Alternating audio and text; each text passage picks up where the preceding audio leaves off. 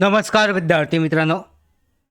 Post office GDS ग्रामीण डाक सेवक या पदासाठी जी पहिली यादी जाहीर झाली होती, तर पहिल्या यादीबाबतच्या आपण अपडेट दिल्या होत्या. कट ऑफ कशी लागले, त्याचबरोबर यामध्ये उमेदवारांचं निवड कशी झाले, किती उमेदवार अपात्र ठरलेत, सगळे अपडेट आपण यापूर्वी सुद्धा दिल्या होत्या. फॉलोअप जो आहे ग्रामीण डाक सेवक भरतीसाठीचा हा घेतला होता.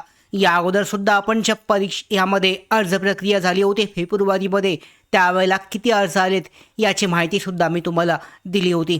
आता सगळ्यात महत्त्वाची गोष्ट म्हणजे दुसरी मेरिट लिस्ट ही कोणत्याही दिवशी ही लागणार आहे. म्हणजे तारीख जी आहे, तारखेबाबत आपण या अगोदरसुद्धा तुम्हाला सांगितलं होतं की एप्रिल महिन्याच्या सुरुवातीच्या पहिल्या आठवड्यामध्ये ही पहिली मेरिट लिस्ट जी आहे ही जाहीर होईल. सध्या यामध्ये दुसरी मेरिट लिस्ट जाहीर होईल.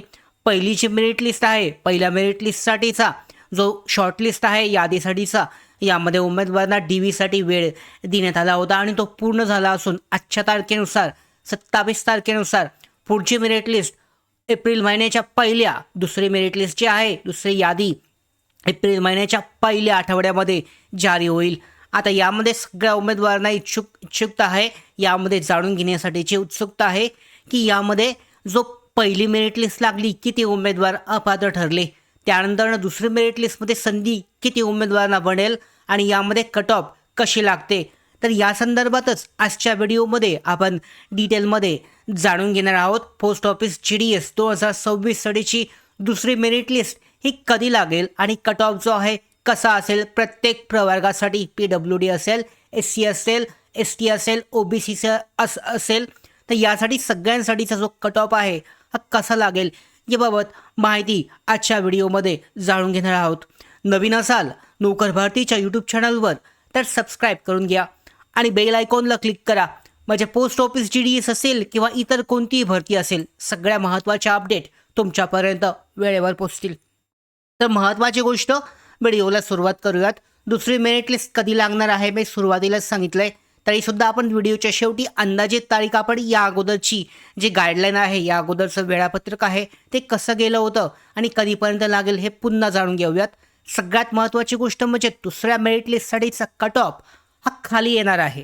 आता का खाली येणार आहे पाहिलं आपण, पहिल्या मेरिट लिस्टमध्ये ज्या उमेदवारांनी अर्ज केले होते, बहुतांश असे उमेदवार होते ज्यांनी अर्ज केला होता त्यांच्यामध्ये त्यांनी खोटे पर्सेंटेज, फेक पर्सेंटेज टाकले होते 10वीचे. त्याचबरोबर काही उमेदवारांचे कागदपत्र पूर्ण नाहीत. असे जवळजवळ 3500 उमेदवारांची ही यादी जाहीर झाली होती आणि त्यामध्ये जर म्हणायला गेलो तर 1500पेक्षा जास्त उमेदवार जे आहे हे अपात्र ठरतात. त्यामुळे सगळ्या उमेदवारांची निवड होत नाही. खूप जास्त 50 ते 60% उमेदवार अपात्र ठरतात. त्यामुळे दुसऱ्या मेरिट लिस्टमध्ये पुन्हा संधी बनते आणि यामध्ये पुन्हा मेरिट लिस्ट खाली येते. तर पहिल्या मेरिट लिस्टमध्ये काय घडलं, पहिल्या मेरिट लिस्टमध्ये मोठ्या प्रमाणामध्ये फसवणूक झाली. काय उमेदवारांनी 10वीत 40 ते 50% असताना फॉर्ममध्ये काय टाकलं तर 95% मार्क्स आलेत.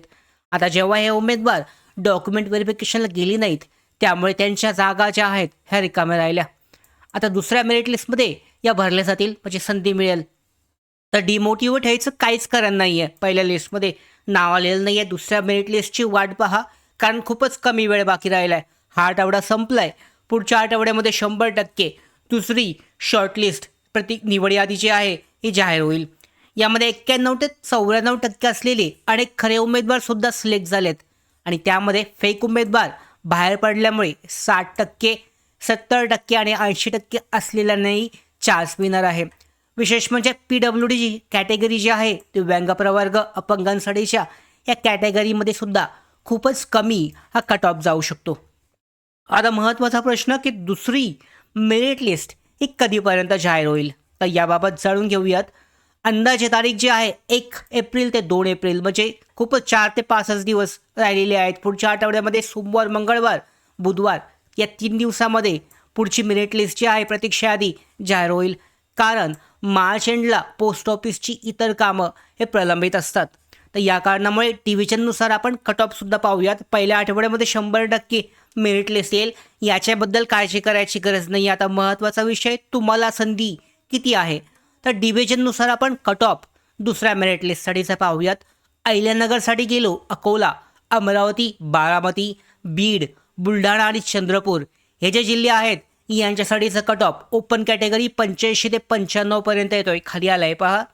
त्याच्यानंतरनं ओबीसीसाठी पाहिला तर ओबीसी EWSसाठी 80 ते 92%, SC ST साठी 79 ते 87%, PWD कॅटेगरी अपंग प्रवर्ग 80 ते 90 दाखवलाय, पण अजून खाली येऊ शकतो.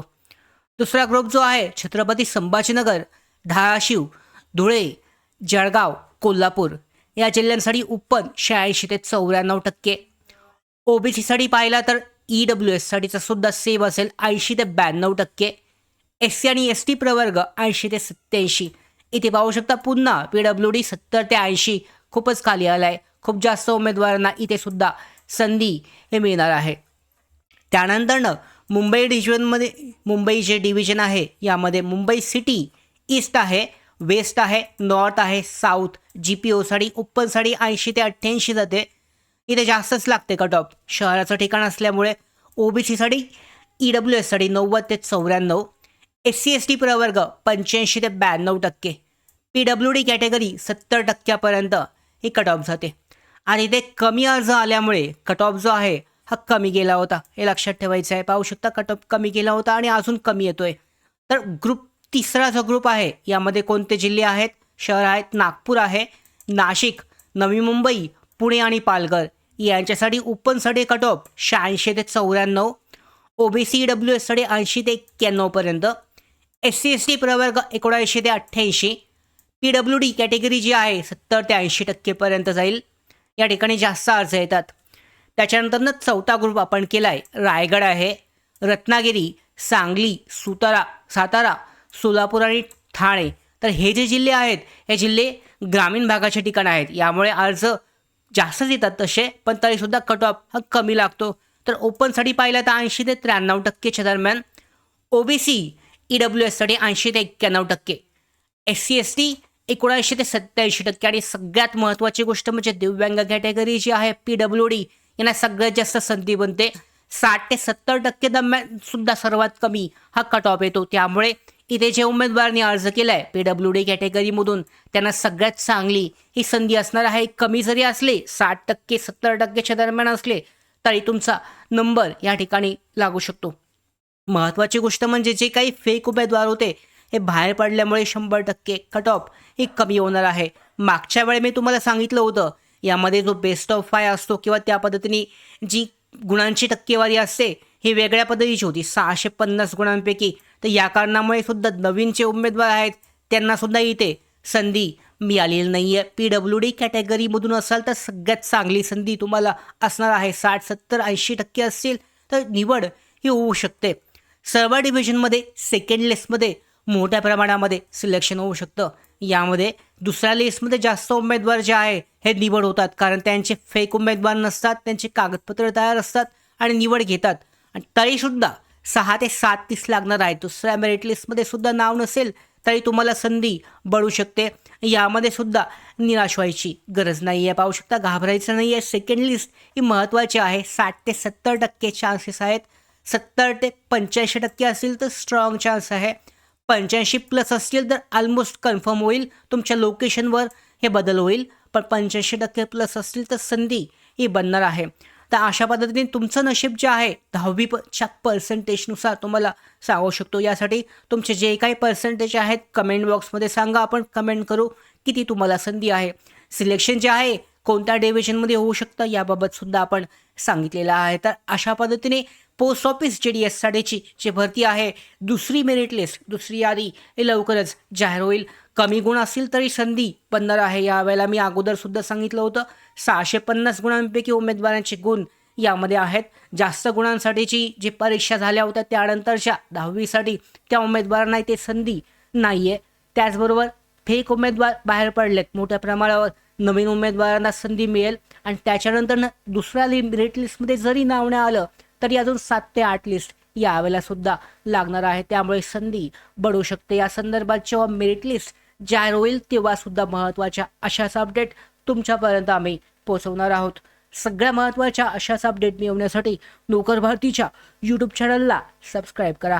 धन्यवाद.